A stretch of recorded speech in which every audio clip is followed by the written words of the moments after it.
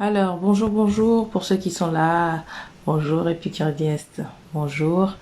Je suis en train d'essayer d'aller à la rencontre de Fashion Dandy, mais je sais plus comment on fait pour inviter quelqu'un. Donc, inviter à rejoindre Fashion Dandy. Et il y a un petit thème qui s'annonce pour vous, mais pour ça, il faut suivre. Voilà, Fashion Dandy, très bien. Invité. Euh,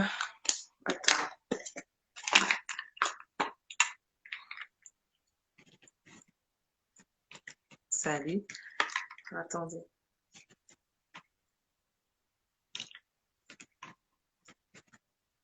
J'espère qu'elle est là. Salut Below the Wild. Cham, comment tu vas? Yo, il y a une thématique qui est en train d'arriver. Attends, je peux même pas mettre. J'ai fait ma maline. Genre, j'ai changé de coupe de cheveux. Sauf que j'arrive pas à mettre mon casque. La vie est complexe parfois. Fashion Dandy, pourquoi elle me répond pas? Désolée, c'est le temps de mise en route.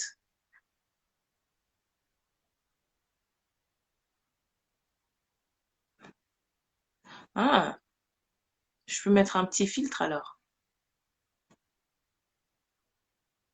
Ouais. Ah, excusez-moi, hein. J'attends qu'elle arrive et on va rester en normal parce que sinon ça va être un peu dégoûtant, je pense. C'est pas le délire de tout le monde.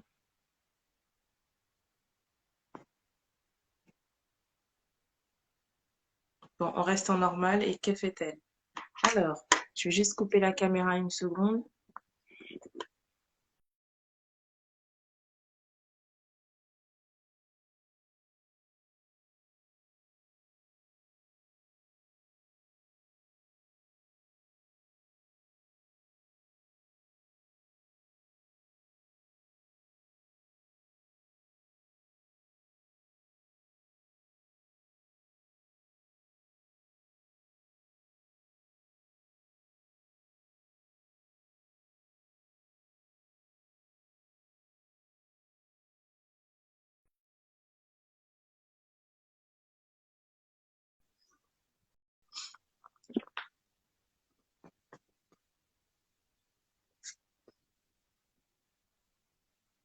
Ok, je bosse et toi, c'est pratique pour un casque, oui. Est-ce que, bah tiens, Sharma, tu peux me dire si on entend bien, s'il y a besoin que je mette des écouteurs? C'est toujours mieux de mettre des écouteurs, hein, non? J'attends juste mon invité. Il faudra que je puisse prendre des notes. Sharma, t'es là? Sharma, are you here? Je vais juste couper la caméra une seconde. Est-ce que vous m'entendez bien? Charlène, vous m'entendez bien? Il y a quelqu'un? Il y a personne? Ok, nickel. Donc, il n'y a pas besoin de casque, en fait.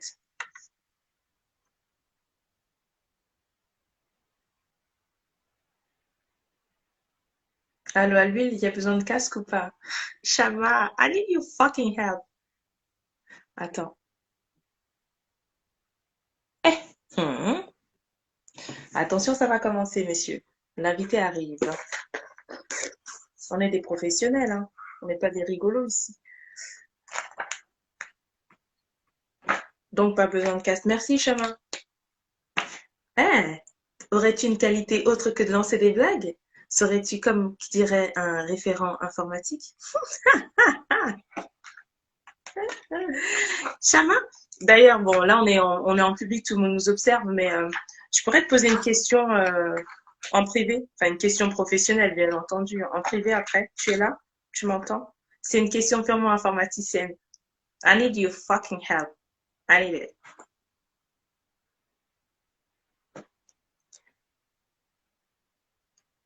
Shama, are you here? Chut. Oui, je vais reconnaître deux, trois qualités, mais pas trop quand même. Faudrait pas que tu prennes le melon. Yes! Yes! Yes! Merci. Faudrait pas que je passe pour une folle quand même. Je vais me calmer. Ce sera coupé au montage, hein. Vous, vous doutez bien que tout ça, ce sera, enfin, vous vous doutez bien, tu te doutes bien que tout ça, ce sera pas un free access. Euh, ou peut-être que, ouais, on n'est pas en toute intimité, donc je vais me calmer. J'allais dire peut-être que je peux poser la question. Ah, tiens, tiens, tiens. Allô, allô? Ah, l'invité du jour, bonjour.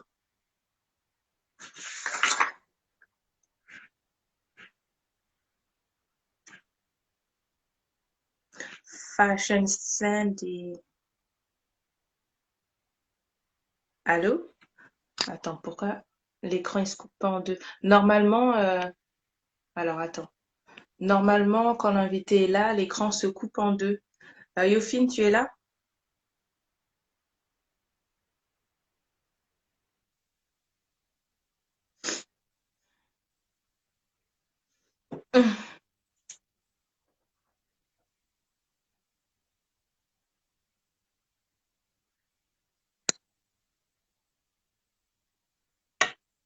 Une demande pour faire partie affichée. Ok, c'est bon. Lancer un direct avec. Allez, allez, allez, allez.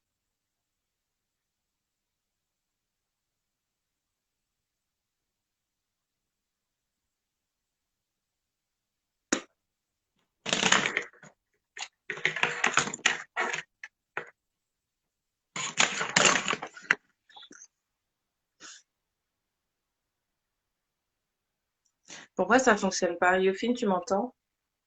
Lancer un direct avec. Je... Oui, je suis là. Pourquoi j'arrive pas à t'ajouter? Au secours! Alors, invité, clac.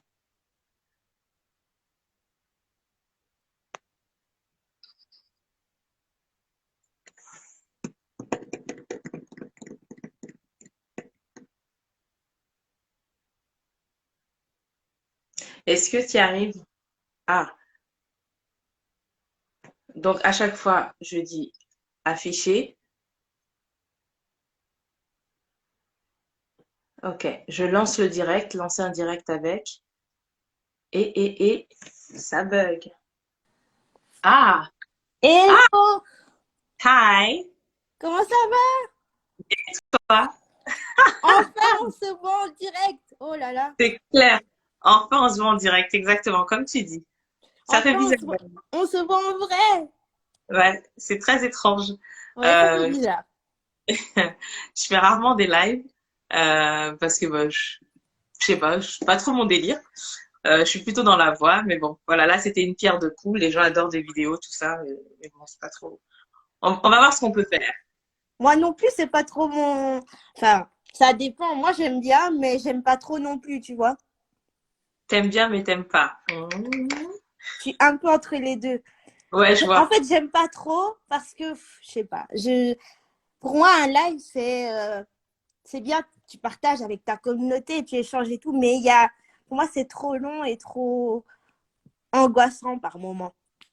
Ouais, en fait, le fait le fait d'être filmé, en fait, enfin, d'être en live, tandis qu'un enregistrement, tu peux te tromper, dire des trucs de fou et ce soit coupé au Oui, montage.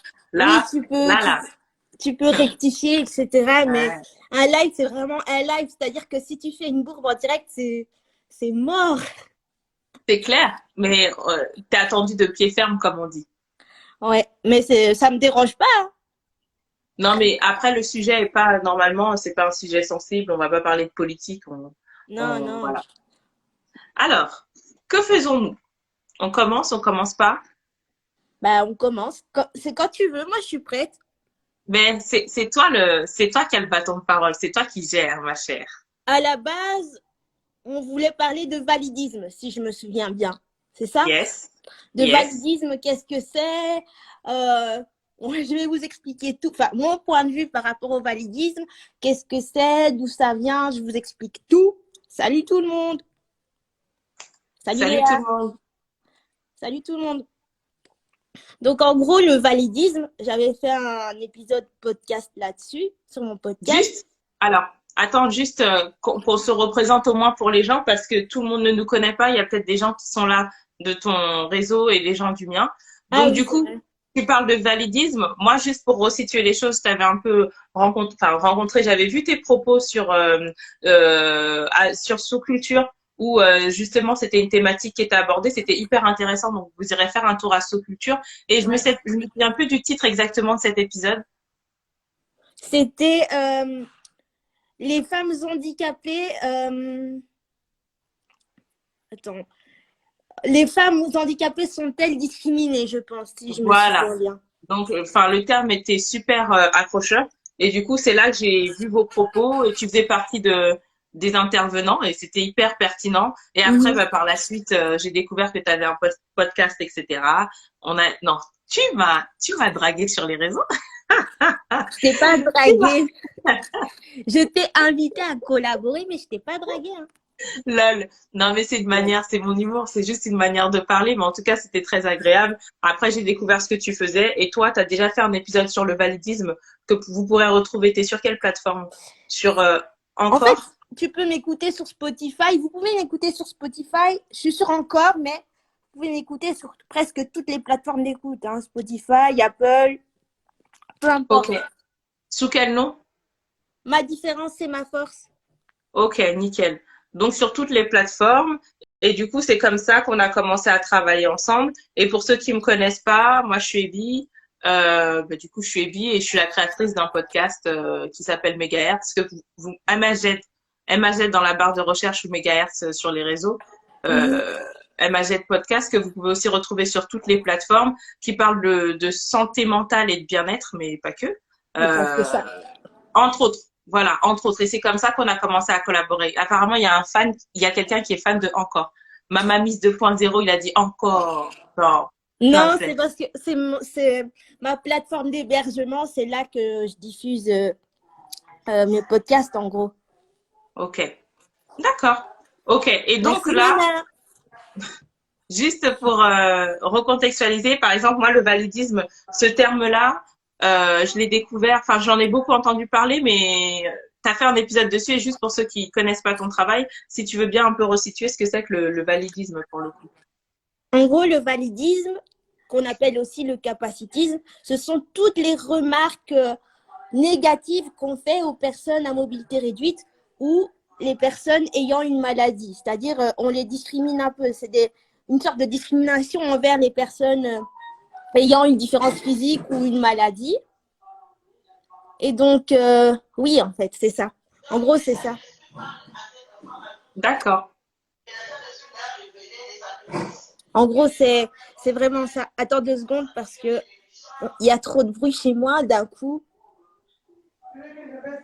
Oui, s'il te plaît. Désolée, hein. Il n'y a Désolée, pas mais de souci. c'est les, c'est les aléas du direct, hein, aussi. C'est Exactement, ça, exactement ça. c'est les aléas du direct. Ok. Du coup, tu as donné la définition du validisme et pour ceux qui ont du mal à entrevoir ce que c'est, est-ce que tu pourrais juste donner un exemple ou même un exemple? Un exemple là tout de suite. En gros, bon, je vais partir de mon vécu, hein. Ok. Un exemple là tout de suite, on m'a déjà dit, c'est pas forcément des remarques négatives, mais des remarques aussi qui peuvent te blesser toi en tant que personne ayant un handicap, du style, euh, pour ceux qui ne savent pas, je ne sais pas marcher depuis mon enfance, et on m'a déjà dit des remarques du style, quand est-ce que tu vas marcher? Parce que j'en ai marre, tu vois. J'en ai marre de te voir, c'était d'une façon négative. Quand est-ce que tu vas marcher pour pouvoir te débrouiller toute seule? Parce que j'en ai marre de m'occuper de toi, en gros. On m'a déjà dit ça. Et ça, c'est vrai que quand on me dit ça quand je suis petite, c'est vrai que ça déstabilise un peu. Ça déstabilise parce que le validisme, en gros, si je m'exprime bien, il n'y a plus de respect envers euh, la personne à mobilité réduite. C'est juste que parfois, on demande de l'aide. Il y a des gens qui veulent bien t'aider, il y a des gens qui ne veulent pas parce qu'ils en ont marre. Et ces gens-là réagissent de façon vraiment négative, c'est-à-dire qu'ils te rejettent, ils ne veulent pas te voir, ils se sentent supérieurs à toi alors que on ne devrait pas. Hein. Il y a comme je te l'ai dit par message, il y a une histoire de supériorité entre les deux personnes.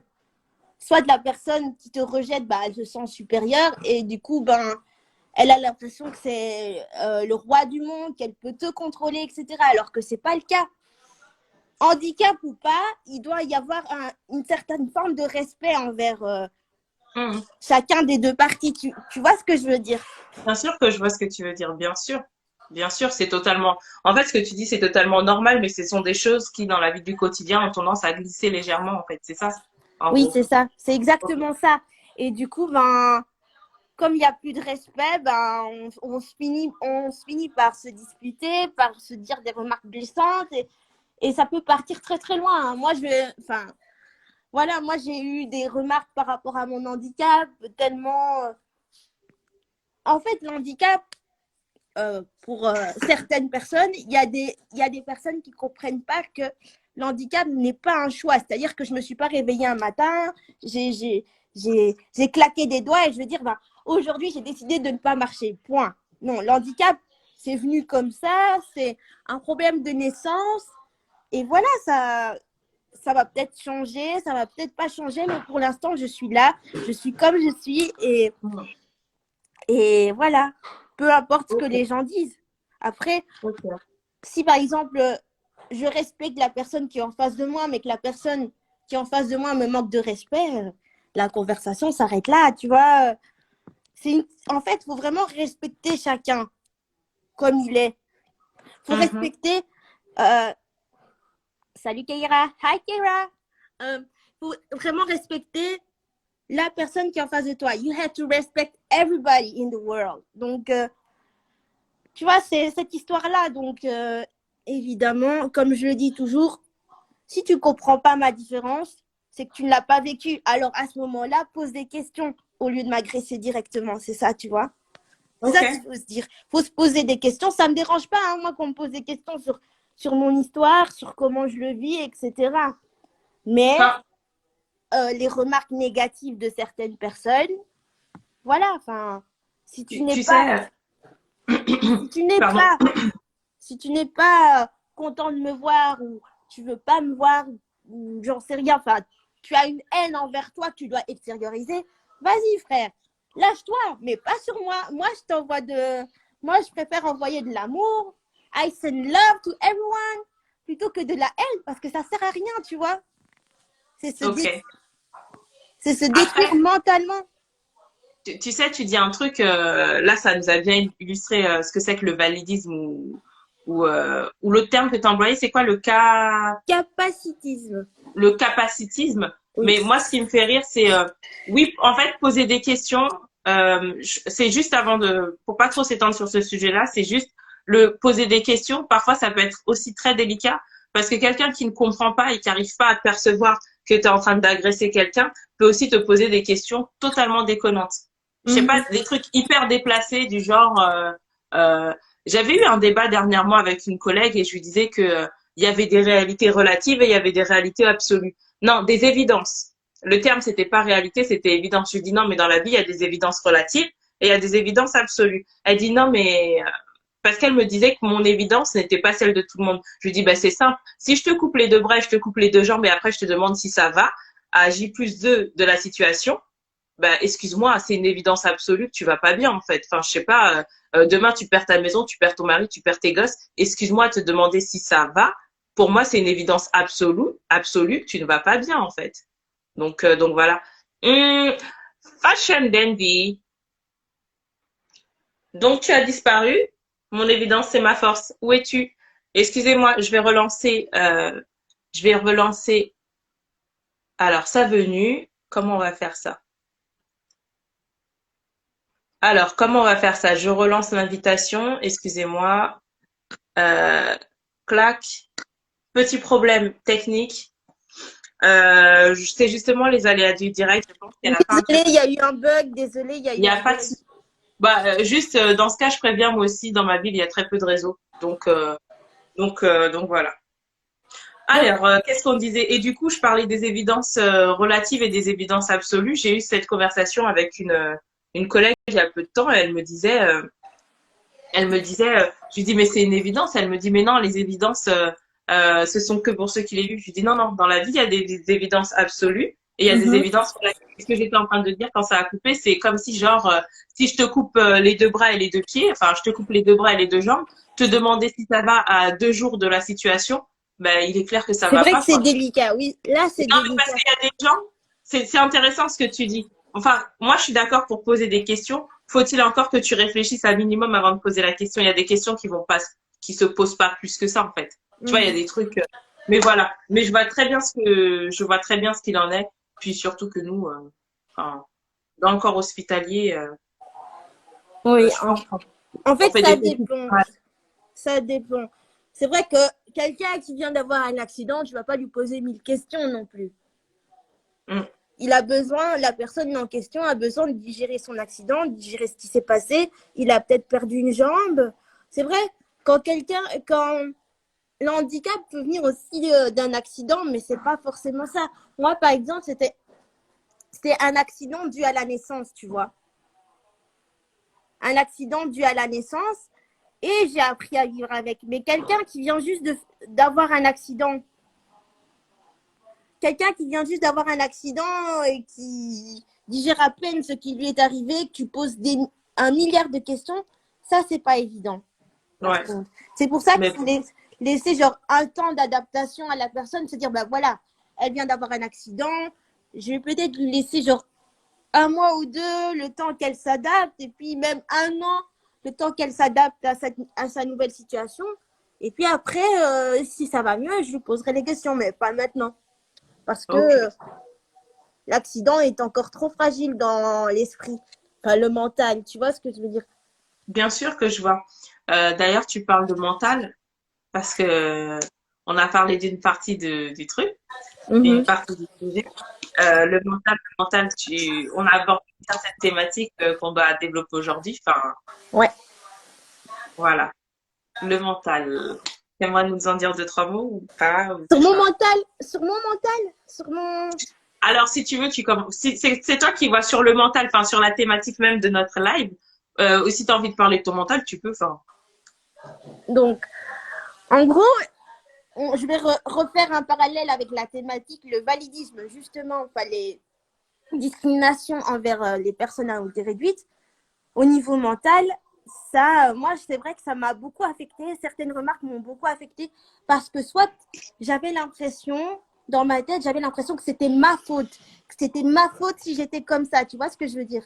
ouais. Et donc, ben, dû à ces sujets-là, ça amène à de la dépression. Je suis tombée, enfin, j'ai failli tomber. Je dis bien failli parce que je ne sais pas qu'est-ce qui m'a qu'est-ce qui m'a boosté à ne pas tomber dans une dépression totale, mais j'étais dans un esprit de oh bah en fait c'est ma faute, pourquoi je suis là, etc. Enfin, j'avais l'impression d'être coupable pour quelque chose que j'avais fait quand on me quand on me disait des remarques négatives par rapport à ma différence physique, etc. Je me posais des centaines de questions et j'étais dans un état quasi dépressif, tu vois. Mhm. Et parce que à force de recevoir des remarques négatives, tu finis par douter de toi-même. Des remarques vraiment blessantes, tu finis par douter de toi-même. Tu, tu n'acceptes ou tu n'acceptes plus ta maladie. Tu la rejettes tellement que ça te fait souffrir. Tu aimerais être normal, entre guillemets, hein, être comme les autres, mais au fond, être normal, c'est ennuyeux. Donc, j'ai une différence, oui, que j'aborde fièrement aujourd'hui, mais ça m'a pris des années pour l'accepter.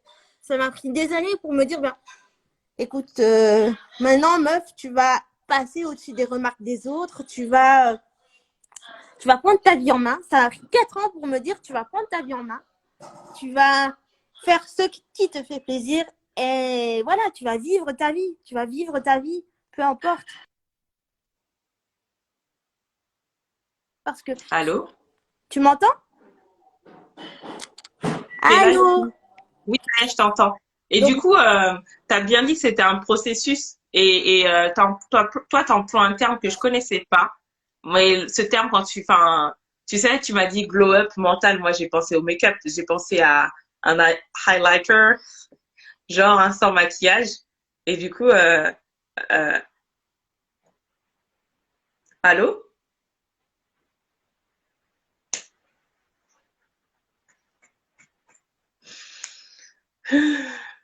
Alors là, ça bug. Je suis désolée, ceux qui regardent. Lexi, Lexique a rejoint la vidéo et, et Mimom aussi. Donc bonjour à vous tous. J'essaye de recontextualiser un petit peu pour ceux qui regardent avant que Yofine revienne. Donc aujourd'hui, on fait un live qui a parlé de validisme dans un premier temps et qui va ensuite parler de glow up mental. J'attends juste que Yofine puisse se reconnecter et après on reprend. Si vous avez des questions, n'hésitez pas à les poser. N'hésitez pas à les poser, on les reprendra, on y répondra sur la fin. Donc voilà, n'hésitez pas. Désolée, ça s'est encore coupé, je sais pas pourquoi d'ailleurs. Il n'y Pourtant, a pas de souci. ma connexion, elle est bonne, hein. Elle est... Ma connexion, elle est bonne. Il C'est n'y ça a que pas de souci. je comprends Mais pas. donc, tu disais que on parlait de glow up mental. Ouais, c'est ça. Donc voilà. Après, je te laisse driver, c'est toi. Je te laisse driver En ce soir. gros, le globe mental, c'est une façon de... Parce que c'est une façon d'améliorer ce que tu aimes au quotidien quand ça ne va pas. De booster un peu ta confiance en toi, en fait. De booster ta confiance en toi, de te dire, ben, j'aime faire ceci. Enfin, je vais prendre mon exemple. Moi, par exemple, quand j'étais pas bien, quand j'étais vraiment Mhm, pas bien, il m'arrivait de dessiner des croquis, des dessins de mode, de faire des croquis, etc. Et comme j'ai toujours aimé la mode, pour éviter de trop me morfondre sur ma situation, j'ai décidé de me concentrer sur ma passion, tu vois, pour me libérer, pour extérioriser tout ce qui n'allait pas en ce moment-là. Et petit à petit, ben, je me suis dit, j'aime bien la mode, j'aime bien dessiner, mais j'ai pas envie de devenir styliste. J'ai pas envie de devenir styliste et j'aime bien être au centre de la scène, en fait. Tu vois? mais tu me fais rire parce que c'est assez culotté de quelqu'un de dire que j'aime bien être au centre de. C'est marrant, mais c'est très assumé, c'est bien. Bien. Oh, ça a encore coupé. Ça devenait très intéressant. Allô, réseau, réseau, réseau, réseau. Je Voilà. suis là, tu m'entends? C'est bon. Oui, je t'entends. Je t'entends. Je disais, j'aime bien être au centre de la scène, j'aime bien. Bon, ça a l'air très superficiel dit comme ça, mais j'ai toujours admiré les vêtements. Mais j'admirais les vêtements, mais pas forcément en les dessinant, mais en les portant. Tu vois, Mhm, j'adorais admirer, toucher, etc. Et il y a 4 ans, j'ai dit à mes parents, bon, ça va pas dans ma vie, à l'école, ça ne va pas, il faut que je reprenne ma vie en main. Il faut que je trouve quelque chose qui me motive, qui me, qui me fait du bien en fait. Le glow mhm. up, c'est aussi s'améliorer, se trouver vraiment une passion. Tu aimes faire en gros. Ok. Et j'ai dit à mes parents, donc je raconte un peu mon histoire, hein, le mannequinat, j'ai dit à mes parents, bon, il y a un moment où il faut se poser dans la vie, ça ne va pas parce que j'arrive pas à... J'étais dans une période, comme je te l'ai dit, j'étais dans une période très sombre. Enfin, pas, j'avais pas des pensées suicidaires, mais j'étais vraiment déprimée et enfin, il fallait que je fasse quelque chose pour rebooster justement ma confiance en moi, tu vois. Mhm. Et ben à ce moment-là, j'ai dit à mes parents, ouais, il faut que j'ai envie de devenir mannequin. D'abord, ils m'ont regardé en mode, mais c'est pas, enfin, c'est hallucinant. Pourquoi d'un coup comme ça, il y a quelque chose qui la rebooste, il y a quelque chose qui lui plaît, qui la rebooste comme ça. Enfin, ils ont eu un peu peur, c'est vrai, parce que le mannequinat, on ne va pas se le mentir, au tout début, le mannequinat, c'est un monde de requins. C'est un monde de requins. Parce que quand j'ai fait mes premières recherches avant de me lancer dans cette aventure, j'ai posé des questions. J'ai posé des questions, je me suis posé des questions, j'ai posé des questions à des spécialistes, à des professionnels qui m'ont dit justement non, faut pas que tu rêves, meuf. es en chaise roulante et tu ne seras jamais Naomi Campbell, tu ne seras jamais les grands mannequins qu'on voit aujourd'hui à la télévision ou dans les magazines. Donc, du coup, je me suis dit, ok, tu sais, quelqu'un m'a dit vraiment un jour, c'est une amie que je remercie, donc si elle écoute ce live, je te remercie. Grâce à toi, tu m'as encore plus donné la motivation de me battre pour mes rêves. Et elle m'a dit, si personne ne veut de toi, parce que tu n'es pas ordinaire, tu n'as qu'à créer le changement. Tu vois ce que je veux dire? Créer ce que tu veux voir évoluer. Et donc, à ce moment-là, je me suis dit, bon, j'ai eu des remarques négatives, c'est pas grave, mais je vais continuer à me battre. Pourquoi je continue à me battre pour mon rêve? Désolée, hein, je m'éloigne un peu du sujet. Pourquoi je continue à me battre pour mon rêve? Parce que ça me plaît. C'est vrai, j'adore l'événement, j'adore les photographes, me faire photographier, etc. Alors pourquoi je devrais le cacher? C'est vrai que dit comme ça a l'air un peu superficiel, Non, mais non. Enfin, tu sais, je trouve que dans la enfin, on vit dans une société où quand tu sais faire quelque chose, ou quand tu fais quelque chose de bien, il faut pas le dire. Il faut faire semblant d'être modeste. Non, c'est pas faire semblant d'être modeste, c'est ne pas l'avouer en fait. Je sais pas, c'est pas prétentieux de dire par exemple, disons que j'adore chanter, mais j'adore chanter, je chante tout le temps, mais j'ai pas encore dit si je chantais bien ou si je chantais mal. Là, en fait, tu dis juste que tu adores faire ça et fin. Comme toi, tu dis qu'en gros, t'aimes être sous les projecteurs et t'aimes être pomponné, machin. Et je trouve ça super courageux parce que c'est des trucs, en fait, je crois que c'est typiquement le genre de situation que tout le monde aime, en fait. Mais aime plus ou moins, mais faut-il encore l'assumer, tu vois? bah, Enfin, c'est vrai que ça m'a faut-il pris encore l'assumer? c'est vrai que ça m'a pris du temps de me dire qu'en fait, j'adore prendre soin de moi, défiler, j'adore faire ça. Parce que si tu le dis, forcément, on va te mettre une étiquette de superficielle, de fille superficielle qui ne pense qu'à elle. Or, c'est faux. Justement, j'ai besoin de penser à moi parce que ça fait du bien aussi à mon mental. Tu vois? Ouais, mais je vois très bien et c'est très clair. C'est très clair. Et t'as raison, en fait, je crois que en fait, c'est pas je crois, c'est une certitude. Dans la vie, il faut aussi faire des choses qui nous font du bien parce que sinon, après, il te reste que les corvées, les factures, la responsabilité c'est un Parce peu que, creux, quoi. je vais te donner un exemple. On dit souvent à une fille qui se fait les faux ongles, qui se fait les cheveux, oh, elle est superficielle, nanana, elle n'est pas intelligente. Non, c'est pas ça le truc. Faire un truc qui nous fait plaisir ne veut pas dire qu'on est égoïste. Oui, à certains moments, on est égoïste parce qu'il faut bien un moment. Mais ça veut dire que, bah voilà, je profite de l'instant présent, je profite de ce qui me fait plaisir. Et oui, j'aime être sur les projecteurs. Oui, j'aime bien porter des belles robes, des belles tenues parce que avant, on me disait tellement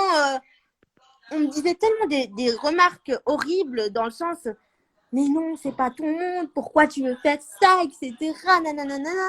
Enfin, faut que tu arrêtes de rêver, il faut que tu arrêtes de faire ce qui te fait plaisir. Et je voyais pas l'intérêt d'arrêter ma passion, en fait.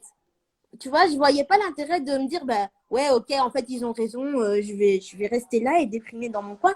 Parce qu'en fait, déjà, dans la mémoire collective, l'handicap est vu comme quelque chose de triste, comme quelque chose de soigné à tout prix avec les médicaments. Tu vois, ce qu'on voit dans les médias, le lit d'hôpital, le mec ou la meuf sur le point de mourir. Parce que voilà, c'est quelque chose de fragile, c'est quelque chose qu'il faut protéger à tout prix. Mais c'est nul en fait. Je ne suis pas qu'un. En fait, je ne suis pas qu'un lit d'hôpital. Je suis plus qu'un lit d'hôpital. Tu vois?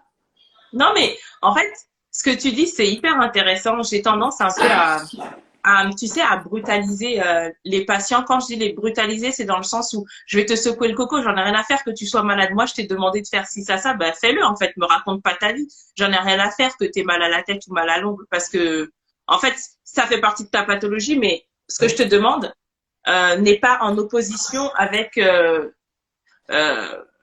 avec toi. Je sais pas comment dire. Une fois, par exemple, je sais pas si c'est un bon exemple, mais j'étais avec une fameuse collègue à qui je fais un très gros bisou.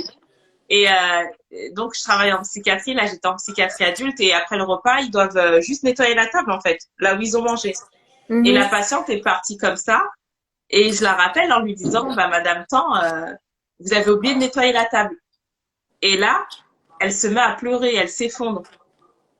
Bah, en fait, je m'en fiche, en fait. Enfin, je t'ai demandé de nettoyer la table. Qu'est-ce qui te fait pleurer? T'as le droit de pleurer, hein. Mais en fait, en gros, clairement, je fais la version courte. Elle voulait pas nettoyer la table, elle s'est mise à pleurer pour prétexter un truc dans sa vie qui n'allait pas bien, machin. Mais en fait, je m'en fiche que t'aies mal au pied, mal au machin. Ce que fait tout le monde, tu vas le faire. En fait, t'as la capacité de le faire, donc tu vas le faire. C'est comme si genre, t'es handicapé, disons handicapé moteur, on va dire. On te demande de débarrasser, il y a la place de débarrasser, mais toi tu débarrasses pas. Mais pourquoi tu vas pas débarrasser? T'as mangé comme tout le monde, mais tu vas débarrasser comme tout le monde. Après, si c'est trop étroit et tu peux pas passer, il y a pas de débat.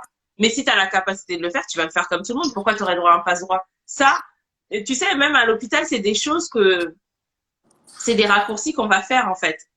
Tu sais, en disant, en figeant la personne dans sa pathologie, c'est des raccourcis qu'on fait de la vie du quotidien, de la société, qui s'introduisent même dans nos pratiques hospitalières, à laquelle on est censé être vigilant, mais voilà quoi. Mais c'est à cause des Voilà. médias, parce que les médias, enfin les films, etc., nous, enfin, ce que j'aimais bien, enfin, quand j'écoutais tes épisodes, surtout l'épisode sur la santé mentale, quand tu disais que dans certains films, etc., on voyait, il y avait énormément de clichés sur la santé mentale, etc., que, enfin, les personnes ayant un trouble psychique, un trouble mental étaient tous des fous, par exemple, qu'on voyait dans les films. Ben, moi, le regard de l'handicap à travers les médias, à travers les films, etc., je trouve ça, c'est bien hein, de montrer quelqu'un qui se bat contre un cancer ou une autre Hum. pathologie. Il n'y a pas de problème, mais on n'est pas que ça en fait, tu vois? Ouais. Tu sais, tu me dis ça, on n'est pas que ça. Quand j'avais un collègue qui me rappelait, j'ai l'image de, tu vois, l'image de l'handicapé dans les médias, la pauvre personne, blablabla. Bla, bla, bla. Et Oui. j'avais un collègue qui me disait non, mais là, il y a actuellement, il y a le gang des handicapés qui sévissent. Mais comment ça? Mais en fait, les mecs, ils faisaient des casses, ils étaient handicapés moteurs, hein. D'accord? Ouais. Donc, c'est qu'ils faisaient des casses dans les baraques, ils volaient les gens. Je sais pas trop comment ils s'y prenaient, je sais plus si c'était dans des maisons ou sur des personnes physiques. Non, ils volaient les portefeuilles des gens. Et devine où ils cachaient le portefeuille. Je sais pas. Où? Bah, en dessous, eux, en fait, comme ils sont handicapés, sauf que la police, ils étaient suspectés par la police, mais les Ah policiers, ils oui. étaient tellement mal à l'aise de leur proposer de se lever que, bah, en fait, personne ne les attrapait. C'est au bout d'un moment que ça a fini par, et tu te dis, mais en fait, quand tu y repenses, tu dis, c'est d'une évidence. C'est pas parce que tu es handicapé que tu peux pas faire de mauvaises choses comme n'importe quel être humain sur cette terre. Les mecs, ils ont décidé de voler comme n'importe qui peut décider de voler, et ils faisaient ça bien. Ils allaient cacher ça, justement, dans un espace où les gens n'allaient pas oser fouiller parce que le pauvre, il est handicapé, il peut pas faire ça. C'est une gentille personne, il souffre déjà assez dans sa vie. Ouais, 3 petits points, quoi. Moi, quand je dis ça, je dis ouais, très bien, quoi. Enfin, t'as le droit de faire du mal. Mhm. C'est une personne à Mhm. part entière. C'est juste que t'as ce handicap. C'est une personne à part entière avec du bon et du mauvais en toi et t'en fais ce que tu veux. Voilà. Et eux, ils ont décidé de faire ça et moi, ça m'a tellement fait rire. J'ai trouvé ça hyper pas bien de leur part, je peux pas dire ça, mais Ouais, voler, c'est mal. Voler, oui, c'est c'est mal. mal. Mais... Et hyper culotté. Ils ont totalement raison. Ils jouent sur le stéréotype du handicap. Ils jouaient sur le stéréotype de l'handicap et ils avaient bien raison en fait. Ils ont, enfin, ils ont bien raison. Oui, Donc voilà. mais voilà, en fait, moi, en fait, ça m'a un peu agacée de voir tout le temps les mêmes rôles au cinéma. euh, Comme je disais, de la fille ou du mec malade, ou de la fille qui a une souffrance, parce que je suis pas si fragile que ça, en fait. Je vais te donner un exemple. Il y a quelques mois d'ici, je passais une audition parce que je me suis dit, cool, pourquoi pas devenir actrice, etc. Je passais une simple audition, on recherchait une fille paraplégique en chaise roulante et je passe devant la directrice. En fait, mon rôle, c'était, pour une fois, quand j'ai lu le script, je me suis dit, c'est le rôle, je joue pas le rôle d'une fille malade, mais d'une conseillère, d'une meilleure amie, tu vois. Mhm. Et j'étais toute contente de ce rôle parce que le personnage me ressemblait tellement, je me sentais tellement en connexion avec le personnage. Hein. J'étais super contente. C'était pas un rôle super compliqué à faire. Enfin, oui, ça joue beaucoup sur les émotions, mais j'étais super contente. Pour une fois, on voit autre chose que la partie hospitalière, hein, de la caméra, etc. Donc, je passe l'audition, il n'y a pas de problème, tout va bien. La directrice me dit, on va te rappeler. Il n'y a, y a aucun souci. On va te rappeler dans une semaine pour voir si les réalisateurs ont accepté ta performance. Je dis, OK, j'attends une semaine. Pour revenir à ce qu'on disait sur le validisme, j'attends une semaine. On me téléphone en mode, oui, Yofine, en fait, ta performance était super géniale, il n'y a pas de problème. Tout le monde a adoré ta performance. Mais le problème, c'est que les réalisateurs ont paniqué à cause de ton handicap. Et du coup, ils veulent plus de toi, en fait. Je me dis, mais comment, dans l'annonce, vous mettez que vous recherchez une fille à mobilité réduite. Enfin, une personne à mobilité réduite. Oui, mais non, en fait, on va se débrouiller autrement. Et ça m'a mis un coup parce que je me suis sentie, encore une fois, discriminée par rapport à ma différence. Donc, ma performance, elle était super, hein, mais l'handicap aussi, pour énoncer toutes les étiquettes autour de l'handicap, ça fait peur. On veut pas, c'est horrible, ça fait pitié. Or, non, l'handicap, comme je le dis souvent dans mes interviews, c'est quelque chose de beau. Ouais, faut voir ça comme ça. Faut voir ça comme ça. C'est quelque chose de beau, Certes, j'ai des difficultés au quotidien. Il y a des moments où je suis pas bien, mais ça veut pas dire que je suis dépressive à vie. Tu vois ce que je veux dire? En fait, moi, j'ai juste envie de dire que je pense que le handicap, c'est juste un rappel à une société très normée où la différence existe et qu'elle est réelle, en fait. Mhm. Il y a un moment, on finit par oublier ça. On est dans cette image du parfaitement parfait. Là même, je me regarde, j'ai l'impression d'avoir mis du fond de teint et tout machin. Tout est lissé, tout est gommé, tout est parfait. Mais en fait, la société du paraître, hein, c'est ça dont je veux parler. Mais en fait, il n'y a pas que ça. Et la réalité, elle est diverse en fait. Et il faut aussi prendre le temps de le considérer parfois, quoi. De Ouais, le ouais, reconsidérer. c'est ça, c'est ça. Mais c'est juste que la personne qui marche ou la personne qui voit n'a pas conscience que le handicap, ça peut. Enfin, c'est pas, pour une fois, c'est pas dit de façon méchante, c'est pas dit méchamment, mais le handicap, tout le monde peut l'avoir un jour. Ça, oui, bien sûr, Tout le bien monde, sûr. tout le monde peut l'avoir un jour. Tu peux te casser un bras, tu peux avoir un accident. Je ne suis pas en train de souhaiter le malheur des autres, attention, hein. Bien Salut sûr. Déborah, je ne suis pas en train de souhaiter le malheur de la personne, hein. C'est pas ça que Mhm. je dis. Je dis simplement que tout le monde peut l'avoir. C'est pour ça que j'insiste sur la forme de respect, hein, le respect envers chaque personne, envers chaque partie. Parce que si moi je te respecte et toi tu ne me respectes pas, dis-toi bien que le karma il va s'en charger, hein. Il va, il va se, il va se charger de ta situation, de ce que tu as fait.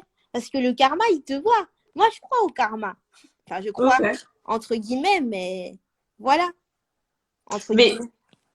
non, mais c'est une croyance, enfin, c'est une croyance comme une autre, et je pense que les croyances de chacun n'ont pas à être mises en question, ou en tout cas, moi, je m'y attarderai pas. Parce que, au final, comme on dit, hein, ce que tu proposes, ce que tu sèmes, tu le récoltes, hein, tout simplement. Mhm. Et du coup, par rapport au glow up, parce que je sais pas si on a bien développé, on a commencé à en parler.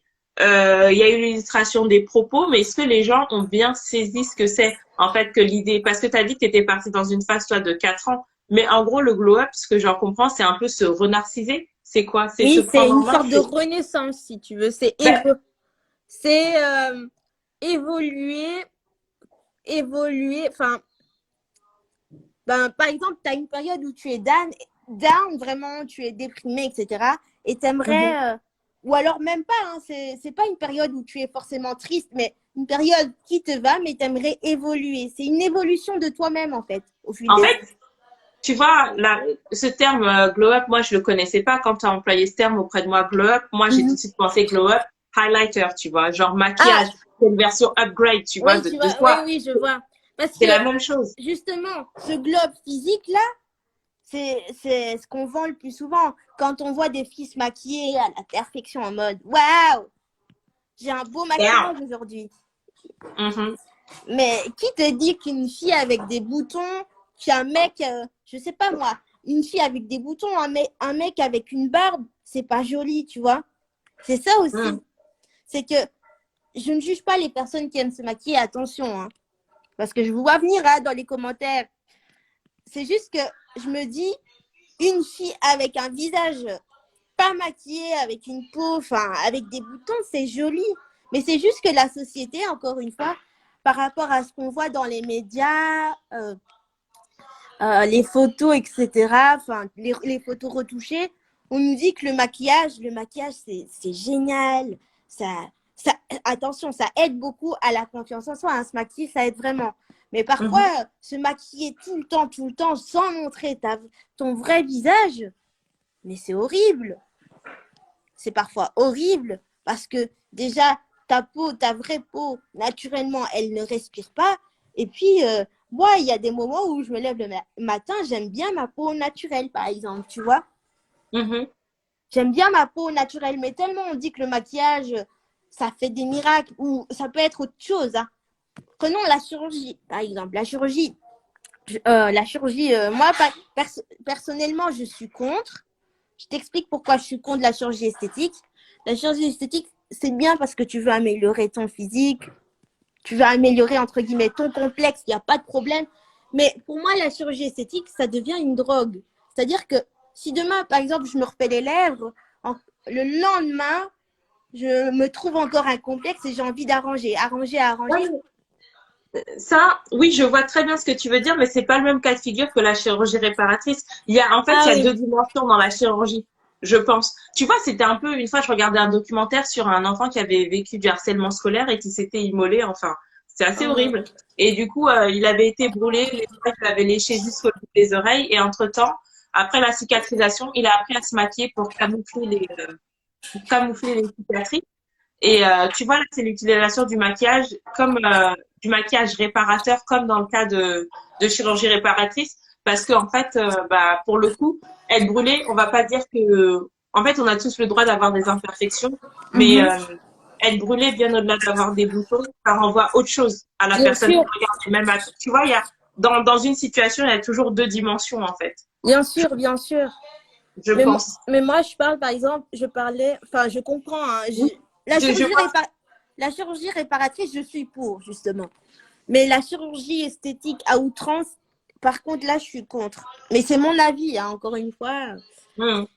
Parce que la chirurgie esthétique à outrance, c'est comme si tu essayais à tout prix de ressembler à un modèle qui n'existe pas. Qui n'existe pas. Enfin, par rapport au canon de beauté actuel aujourd'hui, bon, aujourd'hui, il y a de l'évolution, mais je veux dire, avant, c'était les filtres sur Snapchat, par exemple. Les Enfin, filtres, avant, aujourd'hui, hein, toujours encore, ou les toujours filtres sur encore. Instagram. Les, Enfin, j'avais suivi un reportage où des filles voulaient avoir un nez fin comme celui de Barbie, la poupée Barbie, tu vois.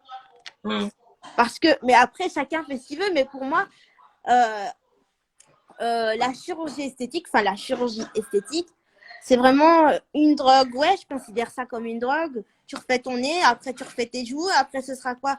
Jusqu'à ce que tu te reconnaisses plus. Après, bon, c'est, c'est c'est, c'est aussi la génération télé-réalité, hein, parce que c'est un peu lourd, quoi. Tu regardes les gens, ils ont 20 ans, et ils sont refaits partout, tu te dis, waouh, toi, au même âge, tu galérais pour payer ton permis, tu te dis, mais je comprends pas, moi, ouais. enfin, mais bon, ça, Chacun c'est, fait, chacun fait ce qu'il veut, chacun fait ce qu'il veut, mais moi je suis contre. Enfin, moi, c'est pas ton truc. c'est pas mon Ok. truc perso. J'ai pas envie de ressembler à. Je me vois. En fait, je me vois pas ressembler à une poupée Barbie. C'est ça le, le, le truc. Parce que déjà, dans l'enfance, quand je jouais avec des Barbies, en fait, j'aimais même pas trop jouer avec des Barbies parce qu'elles étaient toutes les mêmes dans mon enfance. Maintenant, ça a évolué. Hein. On, Oui, oui. on commence à avoir des Barbies avec des cheveux frisés, des Hmm. Barbies avec justement une jambe en moins. C'est ça qui est joli. Mais avant, vraiment, dans mon enfance, à l'époque, c'était la Barbie blonde, Ouais. aux yeux Barbie, bleus, taille Barbie. fine, etc. Hmm. Mais je m'identifiais pas, je jouais avec, mais j'étais là. En fait, j'arrivais pas à m'identifier au personnage parce que quand tu es enfant, tu as besoin de t'identifier à quelque chose, tu vois, Mhm. de te projeter. Bien sûr, bien Mais, sûr. mais inconsciemment, quand je jouais avec des Barbies, je sais pas, j'arrivais pas. Je n'arrivais pas. Et Enfin, tu vois, j'avais pas ce déclic-là que toutes les filles avaient. Oh, moi, quand je serai grande, j'aurai les cheveux blonds comme Barbie. Tu vois, moi, j'étais juste, ouais, je me projetais dans le sens jouer avec, quoi, mais pas Ouais. au niveau physique. Bah, c'était un peu râpé, quoi, dès le départ. Donc, je pense que se projeter dans Barbie, c'était. Il y avait trop de différences entre Barbie et toi, peut-être aussi. Mais je crois Ouais. que c'est l'histoire de beaucoup, hein. Je crois que la Barbie, à part lui faire les poupées, là, à part leur faire des nattes couchées, tu faisais pas grand-chose avec, quoi. Enfin, Enfin, Oui, Barbie, ça a fait polémique pendant des années. Maintenant, ça commence à évoluer parce que bon, il fallait bien hein, un peu de changement. Mais c'est vrai que quand j'étais petite, les Barbie, ça m'intéressait pas plus que ça. Je crois, j'étais plus, ouais, dessin animé que jouer à la poupée. ok. Je sais pas si on a tout dit. Je pense que oui. Parce on a parlé du De plein de validisme, choses en fait. ouais, plein de choses, mais qui traverse cet élément-là. Mais je crois que c'est typiquement, je pense que c'est un élément qui cristallise beaucoup d'autres éléments en même temps, en fait. Non, c'est une Mhm. thématique qui cristallise beaucoup d'autres éléments en même temps, en fait. Tout ce qui est de l'ordre du glow-up ou même du validisme, c'est le regard que porte la société, en fait, sur une thématique donnée, qui n'est pas forcément objective d'ailleurs. Tout ça Voilà. pour, tout ça pour vous dire, les amis, que faites attention à vous, prenez soin de vous, respectez la personne, essayez de faire attention, hein. Essayez de Et, respecter juste chaque personne. Oui, vas-y. Juste pour dire, parce que toi, tu as parlé de glow up à ton niveau. Moi, si je peux parler de glow up mental, comme je dis souvent, euh, comme tu disais, c'est pas le paraître. C'est pas le paraître le plus intéressant. Tu peux sortir décoiffé, avoir des boutons mal rasés ou je sais pas quoi. C'est ce que tu mets à l'intérieur de la personne dans le sens où qu'est-ce que tu fais pour te sentir bien au quotidien. Mhm. Il y a des gens qui vont aller se faire du vernis. Enfin, chacun a son petit truc et cette petite chose-là, faut pas hésiter à la réitérer et ainsi de suite et ainsi de suite parce que comme je dis, sinon qu'est-ce qui nous reste? Plus on vieillit, plus tu vieillis et plus tu as de responsabilités et qu'est-ce qui te Mhm. reste? Ton travail, les factures, ton travail, ton facture, les travails, les enfants, enfin dans le sens responsabilité mais pas dans le sens plaisir partage. Donc le plus important dans tout ça, c'est vraiment de faire des choses qui nous plaisent et de kiffer la life en fait parce qu'on vit qu'une seule fois. Et il n'est pas dit que demain, tu ailles acheter une baguette et poum, tu te fasses renverser et plus de toi, quoi. Je veux pas angoisser qui que ce soit, mais Non, non, loin de là. ça fait partie aussi de la vie, donc faut faire des choses qui nous font kiffer. Donc voilà quoi. Et t'as dit un truc que voilà où je veux rebondir. T'as dit que le maquillage, ça pouvait paraître superficiel. Non non, pour moi, hein, c'est pour moi le maquillage ou se faire beau en tout cas, ou ce qu'on fait de l'idée de se faire beau, c'est hyper important parce que ça nous est propre en fait. J'appelle ça notre petit instant de folie, c'est notre petit truc à nous. Mhm. Ça superficiel, mais c'est tellement énorme. Qu'est-ce qui nous différencie enfin, c'est propre à l'homme, quoi. Qu'est-ce que tu te différencies d'un mort? Ben, c'est que tu te fasses beau, que tu te lèves et que ça t'anime. Tu te dis, tiens, je vais mettre quelle coupe de cheveux, je vais choisir quelles lunettes, etc., etc. Exactement. Quelque chose il y a un petit piment là qui passe, tu vois.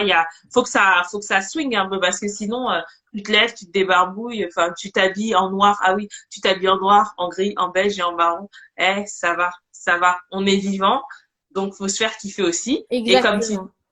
ah non, mais comme tu as dit au début, t'aimes être au centre. Ben franchement, moi, ça me fait rire parce que euh, être une femme et dire que t'aimes être au centre, je trouve ça énorme. Parce que la pression, il faut être quelqu'un de modeste, être en retrait, ne pas être prétentieuse, etc. Et dire que t'aimes être au centre, être pimpé comme Jaja, bah, franchement, quand t'as dit ça, ça m'a fait rire. Mais je crois que, en tout cas, moi, secrètement, c'est ce qu'on aime un petit peu, tu vois. Enfin, en tout cas, c'est ce que moi, j'aime un petit peu dans le fond. Mais, Mhm. euh, mais faut doser, sinon après, c'est de l'arrogance, tu sais pas être humble. Je dis pas, Non, attention, hein, je dis non, pas non. être au centre en mode, il n'y a que moi qui compte. Non, mais c'est juste que J'ai- je pars de l'expérience de mes premiers défilés et déjà, j'étais impressionnée par le show, par le fait que les stylistes, les créateurs m'ont fait confiance pour porter leur magnifique création, que je remercie, hein. Et j'étais Mhm, là, mais en fait, j'aime faire ça, j'aime me présenter devant le photographe, tu vois. Et, tout, mhm. je reviens sur un truc que tu m'as dit quand on s'est parlé pour la première fois. Tu m'as dit, ne t'excuse jamais pour ce que tu es. Et c'est ça qui m'a fait un peu tilter en mode, mais en fait, c'est vrai, hein. Je ne devrais pas m'excuser pour ce que j'aime D'accord. faire, euh, au niveau de la mode, au niveau du podcast même. Parce que le podcast, je l'ai démarré l'année passée, hein, fin juin de l'année passée. Et c'est vrai, j'adore partager. Je suis quelqu'un de passionné, alors je l'assume, tu vois. Mais juste pour revenir sur cette phrase, pourquoi je me suis permise de te dire ça alors qu'on se connaît pas plus que ça. Mais en Mhm. fait, tu peux t'excuser sur le fait auprès de quelqu'un parce que tu l'as blessé, tu as fait quelque chose de pas correct, etc. Mais tu vas pas t'excuser d'aimer la mode, d'aimer le maquillage, d'aimer telle musique. Non, non, ça c'est bon. Mais souvent, ça fait écho en moi parce que souvent, on te demande de t'excuser de pas être comme ton voisin. Mais en fait, on peut pas s'excuser de ça. Je vais pas, moi par exemple, je suis comme ça, je peux pas demander à mon voisin d'être pareil. Et c'est ça Mhm. qui va faire qu'on va s'entendre. C'est cette petite différence-là qui va mettre quelque chose d'intéressant. Par contre, mais alors, c'est marrant, hein. Avant, j'étais plutôt comme ça, passer mon temps à m'excuser. Tu faisais un truc un peu, ah, pardon, excusez-moi. Et puis, en fait, non, t'as pas à t'excuser. Tu t'es trompé, c'est une erreur, c'est pas grave, tu t'excuses auprès de la personne, t'as posé une question bête ou, je sais pas, tu lui as marché sur le pied, ok, mais tu t'excuses pas, je sais pas, moi, d'aimer tel type de musique. Non, ça, c'est toi, en fait. Ça t'appartient. Mhm. Et ça, on s'en excuse pas. Oui, mais en fait, à la base, tellement quand j'étais, enfin, à l'adolescence, tellement on m'a enfoncé dans le crâne que mon handicap dérangeait. J'avais l'impression de, ben oui, je dérange la personne, il faut vraiment que je m'excuse, il faut vraiment que je sois discrète, tu vois. Ouais. Absolument discrète, que je me fasse toute petite. Or, il y a des situations où j'étais là, mais j'adore faire ça, pourquoi je devrais m'excuser, tu vois? Ouais, je vois. Mais j'étais dans le. Comme je te l'ai dit, je me sentais pas bien dans mon corps, dans ma peau. J'étais en quasi-dépression. Et pour me remonter le moral, je faisais du shopping, je prenais soin de ma peau. Enfin, vraiment, je faisais des trucs justement pour un peu me dire, enfin, meuf, t'aimes bien les vêtements, t'aimes bien porter des vêtements, t'aimes bien changer de coiffure. Pourquoi Mhm. tu te cacherais, tu vois? Bah, en plus, c'est pas illégal. Encore si ce serait un plaisir malsain, je sais pas, un peu voyeuriste comme ça, tu vois, un truc bizarre. Ouais, Mais là, regardez-moi à tout prix, non. ouais, Mais c'est non, juste que c'est ça. Là, c'est ça. Il y a rien à en redire, en fait. Il y a des gens qui aiment faire le ménage pour se détendre, voir la maison se transformer et devenir propre. Bah, ok, en fait. C'est ton délire. Fin. Mhm. Fais comme kiffer.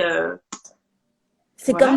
c'est comme nous deux, on a décidé de se lancer dans le podcast parce qu'on aimait bien partager, on aimait bien découvrir des choses et je vois pas pourquoi on devrait s'excuser pour qui que ce soit. Mais en fait, c'est parce que ces temps-ci, il y a, quand j'ai fait une demande d'interview à une comédienne et elle m'a clairement répondu, mais de façon hyper cordiale et tout, qu'en gros, pour elle, j'étais pas assez professionnelle, mais je me dis, en fait, il y a des remarques parfois qui me blessent et qui me font me remettre en question, tu vois. Je me dis, ah oui, j'aurais pu améliorer telle chose, mais en fait, parfois, t'as pas envie de te remettre en question. Tellement tu es dans ta passion, t'as pas envie de t'excuser, en fait. Je sais Mais pas. après, t'as tout dit. T'as pas envie de t'excuser. Elle te dit que c'est pas assez pro. Bah, ok, en fait. Donc, on a rien en commun. Donc, chacun avance de son côté, tranquille. Et en fait, Mhm. je trouve qu'elle a été assez sincère parce que au moins, il n'y a pas de tergiversation. Tu vas pas chercher une solution à une problématique donnée. Non, il y a pas de problème, en fait. Vous êtes juste pas sur les mêmes rails. Et comme tu dis, toi, t'es dans ta passion. Elle cherche le professionnel. Et en fait, les deux s'entendent. Donc, vos chemins, ils font juste ça, quoi. Vos chemins, Mhm. ils sont là, mais ça va pas. Vos chemins, ils sont là. Et ok, c'est comme ça. Et je pense que tu vois, c'est typiquement le genre de choses que moi, aujourd'hui, avec le recul, je prends pas comme une agression parce que, en fait, elle t'agresse pas. C'est vrai, tu viens de dire, toi, tu le fais par passion, tu le fais avec les moyens du bord. Elle est actrice, elle cherche peut-être quelque chose de plus pro qui soit aussi un tremplin pour elle. Et elle sait que tu peux Mhm. pas lui donner. Elle te dit juste ça. Et merci, en tout cas, d'avoir pensé à moi. Et je trouve ça assez simple, tu vois. Je sais pas si tu vois ce que je veux dire. Mhm. Et Mais c'est ça là, pique, hein. Ça pique, ça pique. ça pique si tu te dis, bah, en fait, c'est une, j'adore la comédie, c'est une grande comédienne qui me donne son avis en tant que professionnelle. Et t'es là, ça pique un peu parce que tu te dis, tu l'as, tu te remets en question, tu te poses des questions sur ton travail. tu doutes. Mais après, il faut pas douter au maximum en mode, ce que je fais, c'est pas bon, faut que je change de vocation. Non, faut juste te dire, bah oui, il y a peut-être telle ou telle chose que j'aurais pu améliorer, mais parfois, enfin, par contre, je... Après, je pense même pas que le problème il soit. Oui, faut se remettre un peu en question. Et moi, ce que je vois de la situation, c'est aussi que en tant que qu'amateur ou passionné, il n'y a pas le staff qui va avec en fait pour faire la promotion de cette interview. Je pense pas que tu es, je sais pas moi, un chargé de com ou blablabla, tout ce genre de trucs. Et en Non. étant actrice, je pense que c'est ça qu'elle recherche aussi. Elle, elle cherche à toucher un certain public que ce podcast ne va pas lui apporter. Je sais pas si tu vois ce que je veux dire. Ouais, je sais. C'est comme si tu avais, je sais pas comment elle s'appelle, c'est Catherine Deneuve sur ton podcast. C'est possible, hein, c'est possible. Elle a Mhm. déjà un nom, donc au final, elle a plus besoin. C'est un exemple. Hein. Donc au final, elle a plus besoin de faire de la pub, mais une actrice montante, je suis plus trop le cinéma, je suis désolée, va se dire qu'elle va jouer stratégique et que bah peut-être que ça lui correspond pas. Et ça s'entend aussi, je crois. Ouais, à chaque fois que je propose une interview, je dis bien évidemment que c'est pas obligatoire, que je n'ai pas forcé. Non, non, c'est chacun, c'est à qui veut partager son histoire Mm. et voilà. Enfin, je suis pas quelqu'un qui force. Mais c'est vrai que ça m'a un peu piqué en mode, oh, c'est dommage. Mais après, bon, voilà, la vie continue. Yes. La vie Ok. continue. Et donc, maintenant, j'ai une question pour toi, Megahertz. Yep. Yes, it's me. Yeah. Qu'est-ce I'm qui, qu'est-ce qui t'a motivé justement à créer ce podcast, Megahertz, etc. Alors, qu'est-ce qui m'a motivé à créer ce podcast, etc. Déjà longtemps, alors ça a commencé comment? Déjà longtemps, j'avais cet imaginaire. Pour moi, la psychiatrie, c'était ça, c'était chapeau melon et bottes de cuir, tu vois, des mecs en blanc qui arrivent, qui te prennent, qui te mettent dans une cellule capitonnée et qui t'injectent et voilà. Parce que c'était ça pour moi. La Mhm. psychiatrie, c'était un truc, c'est la psychiatrie, non mais il est traumatisé. C'est ce que je dis dans le premier épisode. Traumatisme, Ouais, traumatisme. Nous, on ne connaît pas ça. ouais, on ne connaît Tu vois? pas. Non, mais traumatisme. Et en fait, je suis arrivée en psychiatrie. Donc, c'était un peu comme, j'appelle ça, je suis arrivée comme dans un épisode. Tu vois, il y avait une intrigue. T'arrives en psychiatrie déjà. Ah oui, ça a commencé par mon premier stage. Déjà, j'avais peur de la psychiatrie. Mon premier stage, c'était en psychiatrie. Mon Dieu, j'ai sauté dans tous les sens. Mes copines me regardaient. Je voulais pas y aller. Je suis arrivée. Déjà, la psychiatrie, c'est quand même, j'étais en service fermé. Et donc fermé, il y a des clés, tu mets ta blouse blanche, première année, tout ça, t'as la petite vingtaine. Et t'arrives au hublot, je me souviendrai toujours au hublot ce que j'ai vu. C'était le premier contact avec le service. Au hublot, tu vois une petite dame asiatique, tu voyais que son front. Tu voyais, Mhm. non, tu voyais que ses yeux. Tu voyais jusqu'à ses yeux comme ça. Elle avait le front déformé comme ça et des grosses cernes sous les yeux. J'ai dit, oh, mon Dieu, j'avais peur. Donc j'y vais et je suis tombée sur un patient polyhandicapé.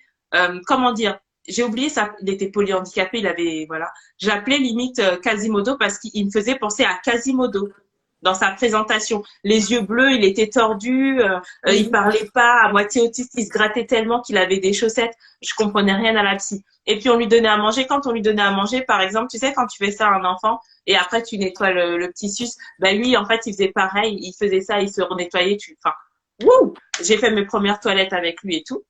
Je Mhm. suis sortie de là, j'ai dit, what the fuck? J'ai dit, moi, travailler en psy, jamais de la vie. Mais en fait, je savais pas que c'était le service des polyhandicapés parce que la psychiatrie, c'est sectorisé. Mais en fait, dans l'hôpital où j'étais, c'était encore, qui différencie, par exemple, l'autisme de la dépression et la dépression, non, et voilà, il y a des trucs qui sont différenciés. Bref. J'arrive après, j'attendais mon diplôme et je commence à travailler en psy pour me faire de l'argent. Et j'arrive dans des services, je vois des trucs improbables. Mais une réalité, c'était en fait tous les jours, je rigole, tous les jours il y avait une intrigue. Un jour il y a un patient qui me dit, on me dit oui maintenant il faut que tu incarnes la blouse, mais on te dit ça, t'as même pas 25 ans, les gens ils ont le double de ton âge, t'as quelle expérience de la vie? Bon, tu te dis ok. On m'a dit faut être ferme.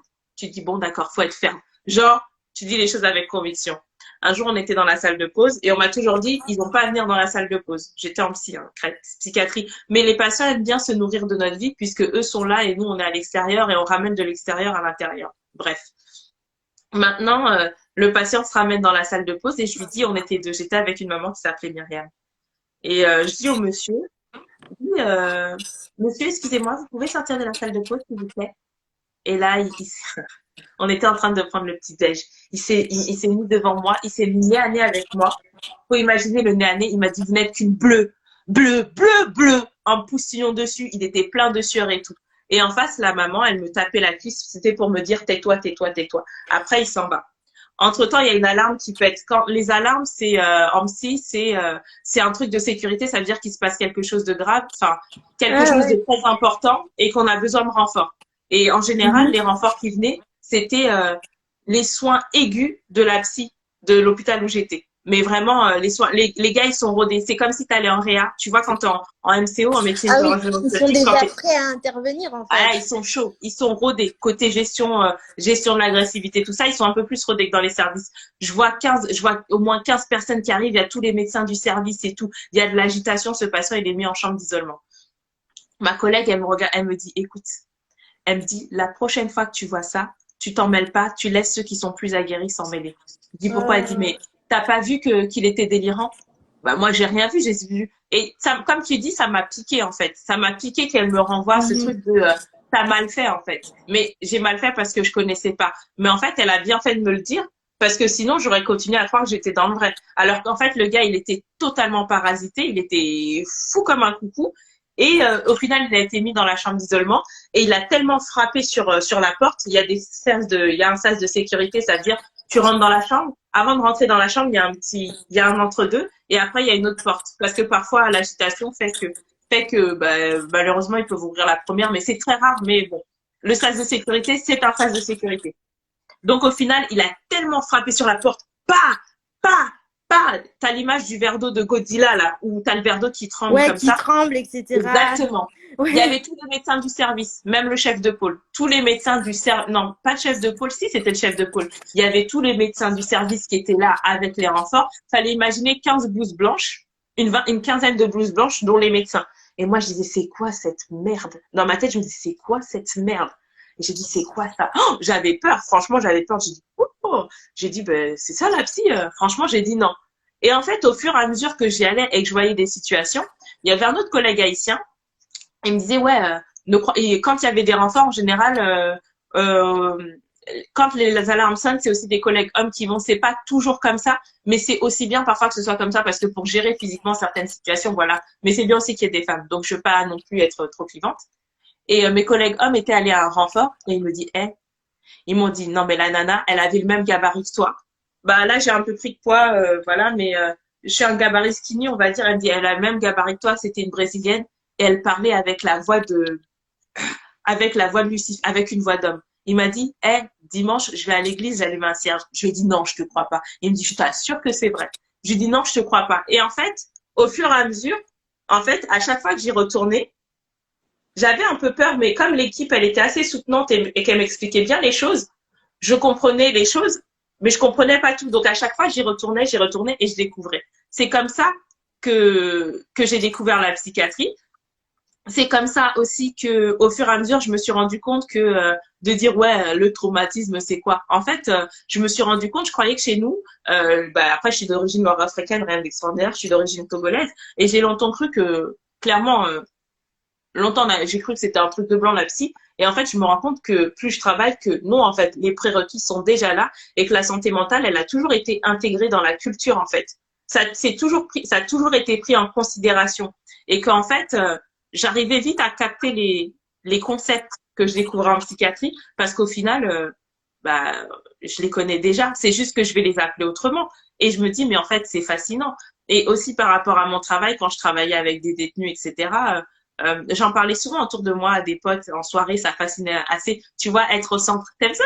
J'aime bien ça, être au centre. Les gens t'écoutent, ils Comme on tu disait vas. tout à l'heure, être au centre et tout Exactement. ça. Bah, en gros, il y a de l'intérêt. Et quand j'entendais, par exemple, on parlait de cas de, attention, comme on dit, trigger warning, on parlait parfois de pédophilie, en fait, ou d'inceste, ce genre de choses. Mhm. Et certaines amies me disaient, non, mais ça n'arrive pas chez nous. Et moi, j'étais assez choquée de voir que la réponse, elle était aussi binaire, en fait. Ça n'arrive. Mais en fait, ma chère copine, ce genre de travers humain arrive chez tout le monde. Et il y a des sociétés, et des sociétés qu'on va dire qu'on connaît bien de l'intérieur, qui sont encore plus tabous que d'autres. Il y a des choses, tu penses que tu es un enfant, tu vas dire que ton oncle, il a fait ci, ça, et tu vas, entre guillemets, détruire une famille. Euh, c'est très particulier. Et du coup, je me suis rendu compte à travers toutes ces conversations à l'extérieur de l'hôpital et tout, que en Mhm. fait, il y avait énormément de choses à dire en fait sur la psychiatrie. Toute la croyance populaire que genre on me disait souvent t'as pas peur, t'as pas peur. Je dis mais en fait faut pas croire hein. Un schizophrène il est pas délirant toute la journée hein. Il est Ouais. pas délirant. Et Non mais aussi, il y a tout cet imaginaire là mhm. que je voulais quand même j'avais envie d'en parler parce qu'il y a énormément de choses à dire entre nos croyances, enfin la croyance populaire et la réalité de terrain. Quand on croit que les gens sont fous 24 sur 24, voilà quoi. Ouais, c'est parce que en fait, enfin, dans ma culture en tout cas, je me souviens, enfin, je parle, mais je suis pas connaisseuse. Je donne un exemple. Souvent, on me disait, ben, quand j'allais voir un psy, ouais, mais les psys, c'est seulement pour les blancs, etc. T'as pas de problème. En fait, c'est comme si la santé mentale, dans notre culture, ça n'existait pas, tu vois. Et ouais, mais après, tu sais ce que tu dis. Enfin, je l'ai souvent. Je pense vraiment, c'est aujourd'hui en ayant vieilli un petit peu, je me dis réellement que bon, déjà, la santé mentale, il y a des cultures africaines pour commencer, mais dans une globalité, la culture africaine n'a pas ce rapport à aller voir un psychologue, ça n'existe pas. La culture, enfin, la société est faite de telle sorte qu'il y a tellement de réseaux, c'est tellement plus dense que tu vas trouver quelqu'un auprès de qui parler, les vieux vont te parler, etc., la voix de la sagesse, que voilà. Donc, quand on arrive en France ou en Occident, euh, tu vas te, tu vas t'adapter, le système familial va s'adapter et il faut bien que la soupe absorbe d'une certaine manière. Parce que là où la pression, là où la responsabilité va tourner sur le truc collectif, t'es coincé en Europe, t'es dans un appartement, une maison, t'as un papa, une maman, et t'as des frères et sœurs, et fin de l'histoire, en gros. Donc, si ces deux personnes, ils n'arrivent pas à soutenir la situation, Mhm. mais que toi, ça te blesse, faut bien que tu ailles pouvoir en parler à quelqu'un. Au pays, tu vas aller parler à ta tante, tu vas aller parler à un oncle, je sais pas à qui tu vas aller parler, mais tu vas parler à quelqu'un. Mais ce que je veux dire par là, c'est que euh, le fait d'être déraciné, entre guillemets, je sais pas si on peut dire ça comme ça, il y a un gros déni qui se fait parce que partir de chez soi pour arriver ici, c'est quand même un choc. Hein. Quand tu as un peu C'est le pied ça. sur les deux cultures, tu dis mais c'est d'une violence. Imaginons tu pars de ton village natal pour arriver en région parisienne ou en je sais pas en banlieue bruxelloise ou je ne sais trop où. C'est vraiment, Hé hé mon camarade, tu vas souffrir, c'est hyper violent. c'est C'est très vraiment, violent. Et du coup, je pense que tu as tellement de problématiques d'adaptation, de survie, etc., etc. Et la tension de dire, t'as envie aussi que tes enfants y réussissent parce que c'est quand même ça aussi le leitmotiv de départ, ben que tu te dis, ça, la santé, ça se voit pas, on n'en parle pas. De toute manière, là, il n'y a pas le temps. Time oui, is money, time is money, c'est parce time que, is money. comme je l'avais souligné dans l'émission Subculture, en tout cas, enfin, moi, au début, la femme africaine, on disait tout le temps, la femme africaine doit être forte, elle doit pas pleurer, elle doit pas être dépressive, etc. Mais c'est normal d'avoir des périodes où tu te sens, tu vois, pas bien. C'est normal de Ben, se sentir pas bien dans sa peau, etc. à un moment donné. Enfin, on peut pas être forte à 100%, on peut pas sourire tout le temps. mais en fait, je suis totalement d'accord, tu vois. Une fois, je vais raconter un souvenir personnel. Je parlais avec ma zine à Pache. On se racontait, elle est au pays, et on se racontait nos histoires de nana et tout. Non, moi, j'étais partie à cette période, donc on s'était pas vu depuis longtemps, donc on se racontait nos lives et elle me dit, ah non, toi vraiment, t'es une vraie femme africaine. Je racontais une histoire de mec en fait, et ça c'était Mhm. fini. J'ai eu un petit pincement au cœur et je me suis dit, putain, mais en fait, même dans la mentalité, ce qui nous lie, c'est le courage de la femme africaine. Moi, j'ai envie d'être une tapette. Moi, je le dis, j'ai envie de chialer pour un oui ou pour un non, comme certains ou certaines, tu vois. Dans le sens où euh, on peut pas toujours être fort, serrer les dents. On est des êtres humains. Et il y a un moment, à combattre tous les jours, on s'y perd. On sait même plus quel est le combat. Par un moment, je pense qu'il faut juste aussi réapprendre à lâcher. Mais ce truc de la femme forte africaine, j'ai envie de dire, mais ça vient d'où? Je sais pas si c'est l'histoire qui a défini ça, mais j'ai envie de dire, ça vient d'où? Même dans la douleur de voir des patients qui ont mal et qui vont préférer refuser, vont dire, le Seigneur va m'aider. Tu les regardes, tu dis, bon, si tu as envie de changer d'avis, sonne, je suis là, quoi. Sonne, je suis là. C'est ça, mais en fait, moi, même parce que ma maman est infirmière aussi, si tu veux, et Ah, je quand, savais pas. oui, elle est infirmière, mais elle s'occupe des personnes âgées, et quand moi, par Ok. exemple, j'ai une douleur, parce que oui, j'ai un handicap, mais j'ai parfois des douleurs. Et je suis là, non, en fait, maman, j'ai pas mal, j'ai pas mal. Enfin, tu vois, je fais la forte parce que me retrouver encore une fois à l'hôpital, hein. Ouais. Attention, c'est un sujet lourd. Les amis, je préviens au cas où. Me retrouver encore une fois à l'hôpital, j'avais pas envie. Mais parfois, tu vois, je ressens des douleurs aux jambes.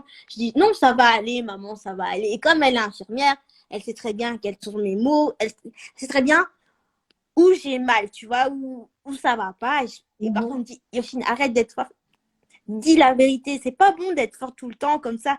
Mais c'est tellement un mécanisme chez moi de dire que tout va bien que parfois je me rends même pas compte de ce qui se passe, tu vois. C'est comme si j'écoutais pas mon corps. Mais tu sais, tu parles d'un autre sujet hyper intéressant, cette capacité à serrer les dents, à tenir.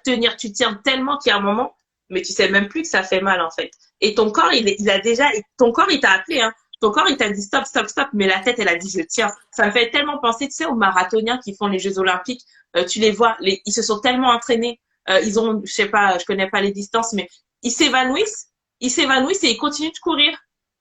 Et en fait, ton corps, il t'a déjà dit stop, mais la tête, elle a dit non, non, ça fait 1 an que je m'entraîne, ça fait 2, 3, 4 ans, ça va aller. Et les mecs, ils courent en s'évanouissant comme ça. Et tu te dis, ah ouais, enfin, et c'est ça, hein. Et c'est hyper intéressant de voir ce rapport à la douleur. Enfin, qu'est-ce que ça crée chez nous, en fait? Là où certains au moindre truc vont dire, ah, j'ai mal. Ben, toi, tu tiens, mais tu tiens jusqu'où? Parce que ton corps, il encode les choses. Ton corps, il encode les choses. Et ça, Mhm. je crois que c'est le pire. Ouais, surtout, c'est parce que moi, l'idée de me retrouver, enfin, je dis pas que l'hôpital c'est mauvais, mais l'idée encore de me retrouver dans une espèce, enfin, enfin, l'hôpital, etc., avec les médecins tout autour de moi, sans pouvoir faire ce que je voulais, ce que je veux, c'est une idée que mon cerveau n'accepte pas. Et c'est pour ça que j'encaisse en mode non, ça va, ça va. Mais jusqu'où, tu vois, jusqu'où je peux aller. Et imagine un jour, enfin, je ne veux pas me souhaiter n'importe quoi non plus. Mais imagine un jour, je dis oui, oui, ça va. Et mon corps, il lâche, il répond plus. Je fais comment? Mais c'est ça le risque, parce qu'en fait, le corps nous parle. C'est un message d'alerte, en fait. Quand tu vois, enfin, il y a mal et mal. Si tu viens, je sais pas moi, tu viens de faire un effort important, c'est normal que tu aies mal, tu vois. C'est un peu comme les patients qui se remettent à courir après 30 ans de pas de sport, qui me disent oui, j'ai mal. Bah oui, c'est normal, ça va passer. Va te faire masser, c'est normal. Mais que tu endures la douleur constamment, ton corps t'envoie un message, il faut aussi savoir l'écouter. Parce qu'à force de tirer, c'est un peu comme les grands blessés, là, les sportifs de haut niveau, enfin de haut niveau, je sais pas, mais des sportifs plutôt plus proches de nous, amateurs, qui ont une blessure, qui ils se disent je veux pas louper ma saison ou pas perdre de temps. Tu continues sur un membre blessé, lésé. Chaque jour, tu retravailles dessus. Bah, qu'est-ce qui se passe? Il y a un moment où ça finit par lâcher, en fait, Mhm. tout simplement. Donc moi je trouve, c'est un concept que je découvre aujourd'hui. C'est un concept que je découvre aujourd'hui et je trouve que c'est hyper important d'être aussi fragile, quoi, Et de lâcher aussi, la bride. au niveau de ma santé mentale, parce que bon, la santé physique, ça va un peu mieux, etc. Je prends soin de mon corps, mais ma santé mentale, c'est vrai que pendant le confinement, etc., enfin tout ça, tout ce qui s'est passé ces dernières années, enfin l'année passée, j'ai eu vraiment peur de rechuter, de refaire une dépression en fait. À cause du Covid? Pas forcément à cause du Covid, mais aussi parce que euh, j'ai j'ai vraiment eu l'impression, je sais pas, ce sentiment d'invisibilité au départ que j'avais quand j'étais plus jeune, il était revenu. Tu vois ce que je veux dire? Me Mhm. sentir invisible, de me sentir de trop, hein, par rapport quand de déranger les personnes à chaque fois, d'avoir peur de déranger les personnes. J'ai eu l'impression que j'allais refaire une dépression parce que je n'étais pas bien, tu vois, j'allais rechuter. Et quand j'ai l'impression de rechuter, je me dis, ça va pas, tu dois te poser, tu dois te reposer et faire le point avec toi-même, tu vois ce que je veux dire? Mhm.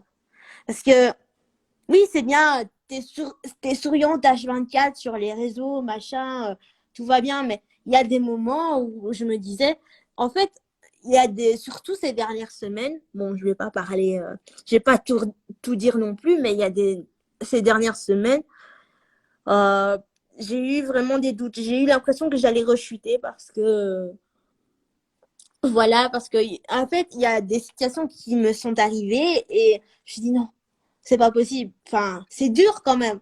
C'est dur, en fait, à chaque fois. Je réalise que c'est dur. Attention, je suis pas en train de dire que je suis suicidaire, dépressive, etc. Mais c'est dur parfois d'encaisser tellement chaque fois de dire que tout va bien alors que non. Il y a des moments où c'est OK d'être pas bien, tu vois. Mm. Mais je pense que c'est surtout ça, la santé psychique.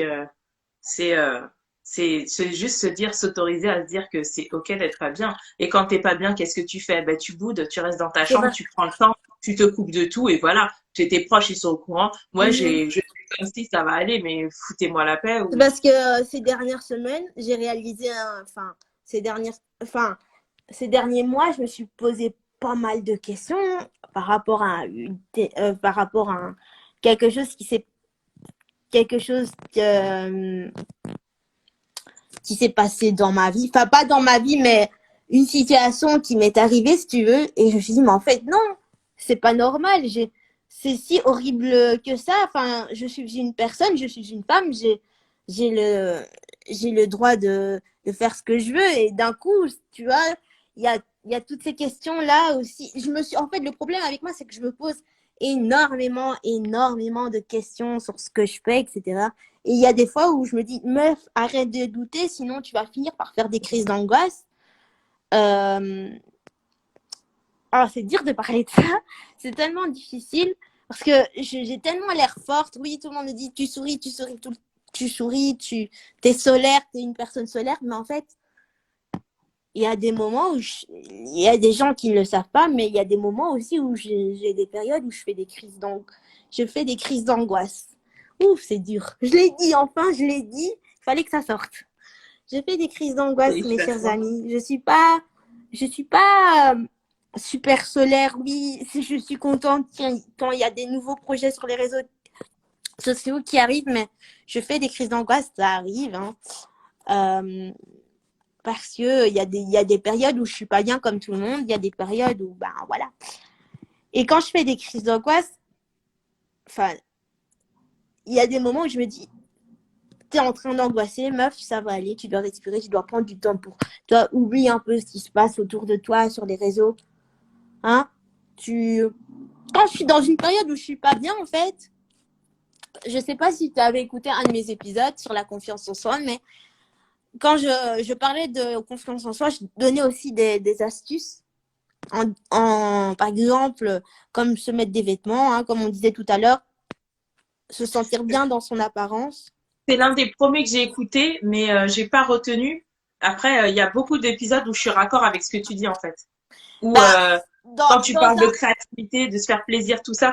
Confiance en soi, je sais que c'est l'un des premiers que j'ai écouté, mais je me souviens plus. Je suis désolée, ça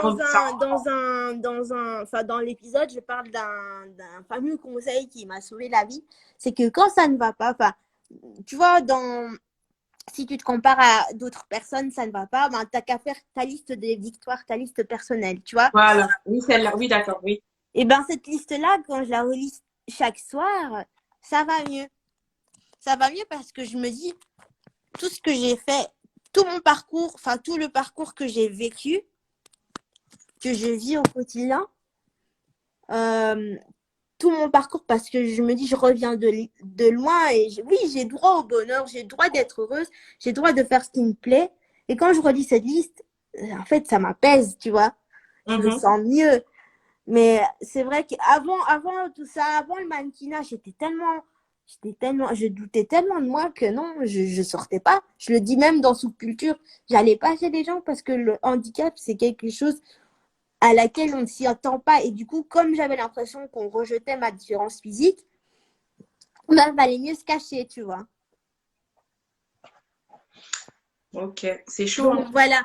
Donc voilà, j'ai tout dit, mais c'est vrai que c'est dur en ce moment. C'est dur de protéger sa santé mentale, c'est très important, j'insiste. D'en prendre soin. Et juste le dernier truc, comme tu parles de santé mentale, tu parlais et ça m'a fait penser au truc de tenir, mais en fait, plus tu tiens et plus ça décale ton cadre de référence, en fait. Il y a un moment, tu tiens tellement que des choses qui devraient te paraître pas normales le deviennent, et ça aussi, c'est hyper dangereux. Oui, Peu importe la thématique, qu'on parle des réseaux sociaux, parce que c'est violent quand même les réseaux, peu importe la thématique, ça déplace ton cadre. Plus tu endures, plus ça déplace ton cadre de référence et plus ça devient dangereux. Tu vois, c'est comme voir de la violence à la télévision ou du sexe à outrance. Il y a un moment, ça devient normal, mais en fait, t'es pas constitué pour regarder ça, pour supporter autant. Des petits trucs comme ça, hein. Je parle juste du principe. ouais.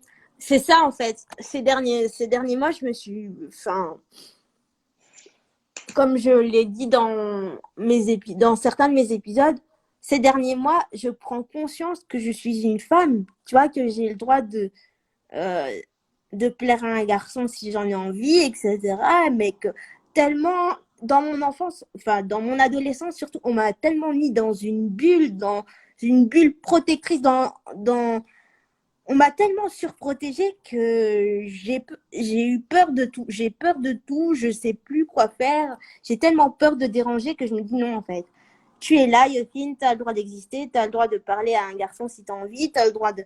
Il y a ça aussi, il y a cette barrière de. Si tu parles à si une fille, une meuf invalide comme moi parle à un garçon valide, bon, je paraphrase un petit peu, mais j'ai remarqué aussi quand on parlait dans sous-culture, on parlait des relations amoureuses. Je ne sais pas si tu te souviens Oui, bien sûr, oui. d'un passage des relations amoureuses. Et à un moment donné, j'avais dit l'année passée que j'avais peur d'être en couple parce que, voilà, enfin, un garçon valide qui commençait à me draguer, je trouvais ça bizarre tellement c'est une situation qui m'était pas arrivée, tu vois, qui ne m'arrive pas. C'est, c'est tellement improbable pour moi dans mon esprit de me faire draguer que je me dis, bah non, en fait, c'est normal. Cette année, je me dis, c'est normal, en fait, d'avoir des relations avec quelqu'un qu'on aime, tu vois. Mm. Mais Ben, comme quoi, on évolue chaque jour, en fait. Comme tel- quoi. tellement on m'a surprotégée que je me dis, est-ce que c'est normal de ressentir ça? Eh ben, enfin oui, il y a eu des périodes où j'étais pas au top de ma forme. Hein. Ces derniers mois, en tout cas, ça va au niveau physique, je me sens bien, mais mon mental, parfois, je suis là en mode, c'est tellement, je vis tellement de choses à la fois. Enfin, non, je parle pas de mes projets, mais je parle de ma vie personnelle. Mhm. Je parle au niveau, bon, je parle au niveau amour. Attention, je n'ai personne en ce moment, mais T'as voilà. pas à justifier, en fait. Tu vois ce que je veux dire? T'as pas à justifier. Ouais. Je parle au niveau, enfin, relationnel, etc. avec une personne. Euh, ressentir quelque chose pour une personne. Ces derniers temps, je me suis tellement j'ai tellement pris ma vie en main en mode j'ai le droit de faire ce que je veux, j'ai le droit de ouais, je suis une jeune femme et c'est tellement dur de se dire de, de, de dire cette phrase parce que être une jeune femme aujourd'hui, c'est être indépendante, etc. C'est tellement dur pour moi de dire cette phrase parce que tellement on m'a infantilisé, enfin, on m'a Ouais. infantilisé, attention, on m'a infantilisé de façon consciente et inconsciente, tu vois. Quand je dis Mhm. de façon consciente, c'est-à-dire euh, consciente dans le sens, attention, si tu prends tel aliment, ça va pas aller pour ta santé, etc. Ça vient de mes parents. D'ailleurs, j'aime mes parents, hein, ils me protègent, c'est bien. Mais de façon inconsciente, c'est dans le sens où on m'a dit, tu ne pourras jamais plaire à personne, arrête de rêver, tu vois, des Ouais. manières comme ça. Et c'est ça Mais qui m'a fait douter. Je me suis dit, mais en fait, oui, est-ce que je peux plaire à une personne, tu vois? Je me pose tellement de questions, tellement ça m'a fait douter. Aujourd'hui, ça va mieux, mais c'est vrai que à certains moments, je me dis, oh, pourquoi? Pourquoi? Mais bon, voilà. En tout cas, c'est ce que j'avais à dire.